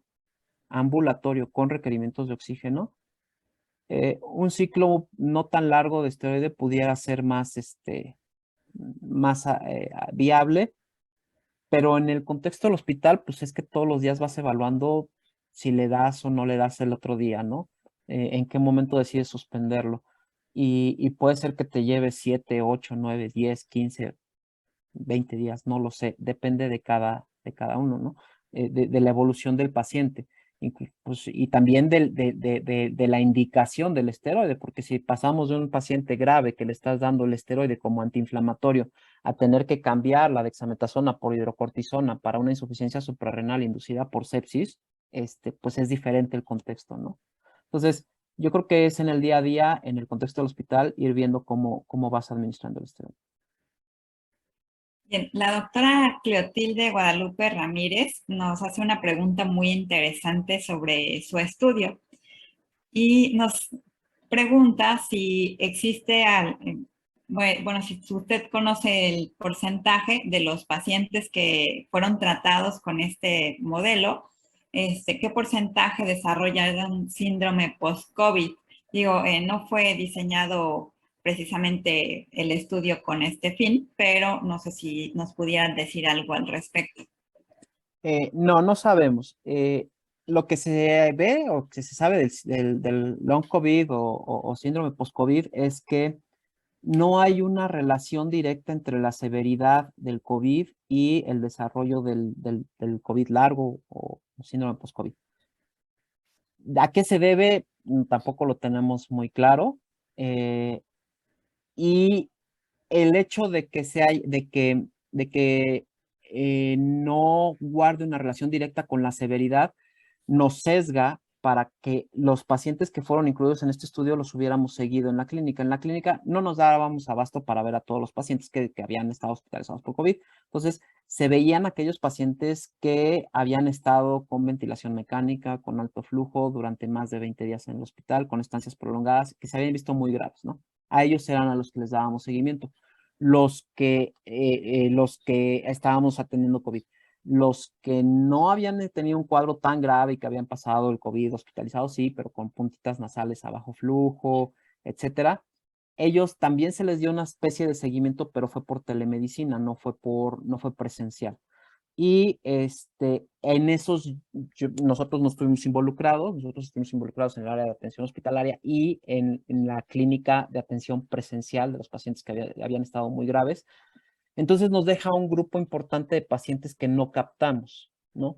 Y, insisto, lo que se ha visto de long COVID es que no se asocia la severidad del cuadro de COVID con el desarrollo del síndrome COVID largo. Entonces, pudo haber habido bastantes pacientes que hayan estado hospitalizados con pocos requerimientos de oxígeno, que hayan desarrollado síndrome post-COVID y que nosotros, la verdad es que no los conocimos, no los vimos, como también hay pacientes que se tuvieron ventilación mecánica, choque y todo lo que ustedes quieran y tuvimos un caso de un paciente que estuvo 64 días en el hospital y no desarrolló síndrome de COVID largo. Entonces, ese sí nos pone en un problema para detectar este tipo de pacientes y no podríamos asociar si recibieron o no esteroide para el desarrollo del COVID largo y tampoco pues, la severidad del mismo COVID, ¿no? Claro. Muy bien. La doctora Araceli Peña dice que a lo mejor habría que preguntarnos o comparar a los pacientes que tenían diabetes o que tienen diabetes o que viven con diabetes mellitus tipo 2 con aquellos que tienen diabetes mellitus tipo 1, dado que tienen un mayor tiempo de evolución de la enfermedad y además ella dice que probablemente el origen autoinmune de la enfermedad pudiera ser un riesgo para infectarse por COVID. Puede ser, no lo sé, habría que hacerlo y ver la respuesta. Sí tuvimos algunos pacientes con diabetes tipo 1, pero bueno, definitivamente la baja prevalencia de la diabetes tipo 1 en México nos hace que de esos cerca de 900 y tantos pacientes que se admitieron al hospital en ese periodo de tiempo, quizá contemos con 2 o 3 pacientes con diabetes tipo 1, no más. Bien. Nos comentan también que sabemos que los inhibidores de los SGLT2 están contraindicados en pacientes con diabetes con COVID-19. Asimismo, se reporta que los inhibidores de DPP4 pueden disminuir la gravedad de la infección, así como las tiazolidinedionas pueden disminuir la producción de citocinas proinflamatorias. ¿Cuál es su experiencia al respecto? Bien, sí, totalmente de acuerdo en cuanto a lo que comentan de los inhibidores SGLT2. No es una, no es una práctica como muy recomendada el manejar el inhibidor SGLT2 en el paciente con diabetes y COVID. Lo comentamos en la plática, el inhibidor SGLT2 tiene cierto efecto diurético, la diabetes descontrolada pues, te deshidrata, y el inhibidor SGLT2 cuando tienes un descontrol muy severo, de hecho incluso cuando inicias el inhibidor SGLT2 tampoco es como una idea muy buena iniciarlo con descontroles severos, ¿no? O sea, cuando un paciente trae niveles de hemoglobina glicada arriba de 8%, no es la mejor decisión iniciar con un inhibidor SGLT2 por el alto riesgo de desarrollo de complicaciones agudas, en particular la cetoacidosis, que puede ser euglucémica o hiperglucémica. Y en el contexto de COVID no fue la excepción, quedó fehacientemente demostrado, de eso sí hay evidencia, que no es superior que los placebos, porque incluso como fue la época que estaba muy de moda y el último grito de la moda eran los inhibidores SGLT2, incluso hubo un estudio que patrocinado por la industria en donde probaron el manejo del COVID con inhibidores SGLT2, ¿no? Entonces, obviamente no resultó, no les fue bien y se dejó de lado. Los inhibidores de DPP4, está el estudio Coronado, que demostró fehacientemente que el inhibidor de DPP4 es seguro utilizarlo en pacientes con COVID moderado, no en el contexto del severo. Para COVID leve, moderado, con diabetes, el inhibidor de DPP4 es seguro utilizarlo y les va bien a los pacientes. De las tezolidinedionas hay que tener precaución. Se puede manejar en el paciente con un contexto moderado, leve, quizá moderado. En el contexto severo no tienen cabida, en realidad, ningún antidiabético. Ok, pues el doctor Arturo Salas comenta pues lo que ya habías comentado tú y que creo que a todos nos sucedió al inicio de esta pandemia, en el que pues en esos momentos pues teníamos esquemas que incluso pues probablemente como la ivermectina, que de pronto su uso in vitro pues hasta cierto punto demostraba que servía, y entonces bueno, de pronto se usaba la ivermectina, infinidad de medicamentos, ¿no? Y un arsenal de terapias que pues hasta el día de hoy, pues ya sabemos que algunas de ellas, pues la verdad es que no se deben usar y que fueron inútiles, que pues bueno, el uso de la insulina en pacientes críticos, pues eso ya está demostrado y eso es algo que se tiene que usar, no solo en pacientes evidentemente con COVID, pero es justamente este comentario que hace el doctor Salas de todo este arsenal que usamos al principio y todo lo que tratamos de hacer por los pacientes, y no con la finalidad de hacer ningún daño, sino porque nosotros mismos tampoco sabíamos qué tanto iban a servir o qué tanto no, ¿no, Luis? Por la desesperación, o sea, realmente, híjole, son fibras sensibles recordar esos tiempos, ¿no? Para los que estuvimos enclaustrados en los hospitales, fue difícil, ¿no? No creo que haya alguien que al día de hoy pueda decir que la llevó bien en esa época, ¿no? Nada más como anecdotario, hace 2, 3 semanas un residente que nos apoyó mucho durante esa época se acercó y me dijo, oiga, doctor, ¿no has sentido en esta época como que las cosas emocionalmente no van muy bien a raíz de todo lo que vivimos? Y bueno, yo afortunadamente, y no me apena decirlo para nada, yo me atendí desde el punto de vista psicológico, mental, porque las cosas no iban bien en mí, y eso me ayudó a que el día de hoy pueda estar bien y donde estoy. Y quienes no lo hicieron en su momento, quizá hoy estén sufriendo algún tipo de daño o de secuela emocional importante por todo lo que vivimos. Muchas gracias al doctor Salas. Pues antes que nada, gracias por la hospitalidad de ahora que estuvimos en Veracruz. Y tiene toda la razón. Fue una cantidad de fármacos y medicamentos abrumadora la que se utilizaron de todos tipos, y jamás con el deseo de dañar a nadie, simplemente movidos por la desesperación, por la necesidad de sentir que estamos haciendo algo por el paciente, que ante una enfermedad que desde el que empezó se nos salió de las manos y que en un principio absolutamente nadie supo cómo controlarlo, y que desgraciadamente a base de golpes fuimos aprendiendo a contrarrestar esta terrible enfermedad. Claro, pues sin duda seguimos aprendiendo, y de ahí la importancia de seguir capacitándonos, pues conocer, ¿no? Incluso en esa época, cada semana o 2 veces por semana estábamos conectados para saber las novedades ante esta enfermedad. Sin embargo, con todas las enfermedades,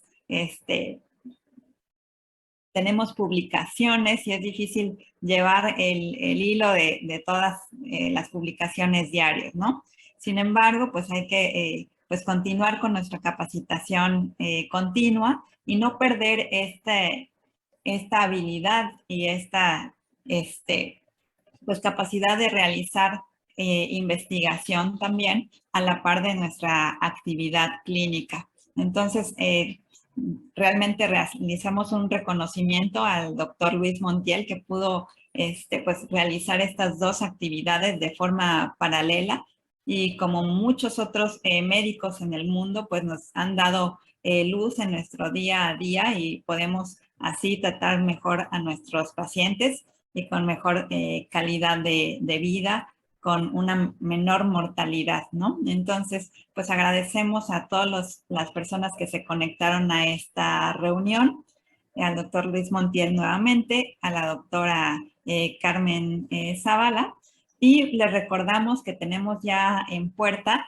nuestro primer Congreso de Mujeres Internistas, que será del 12 al 14 de octubre, de modo híbrido, perdón, de modo virtual. Y también tendremos nuestro Congreso Nacional en Mérida del 23 al 26 de noviembre de este año. Entonces, si nos regala su último comentario, doctora Zavala, por favor. No, sin duda fue una época y sigue siendo una época difícil. Tenemos que aprender muchas cosas, tenemos que aprender sobre los nuevos tratamientos, tenemos que aprender y tenemos que seguir viendo qué pasa con estos pacientes que tienen long COVID, ¿no? Y el síndrome post-COVID.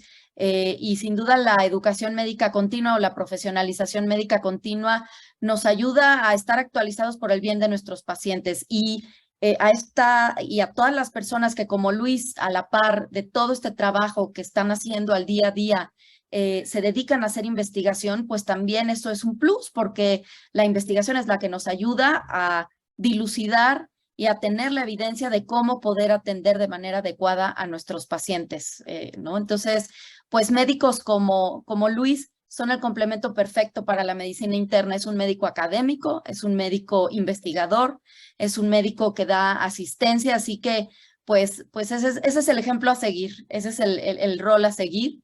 Y pues también igual unirme a anunciarles nuestro primer congreso de mujeres internistas que será virtual, que toca temas hacia la mujer, pero relacionados evidentemente con la medicina interna. Tenemos un programa muy atractivo, los invitamos y obviamente también pues al Congreso de Mérida.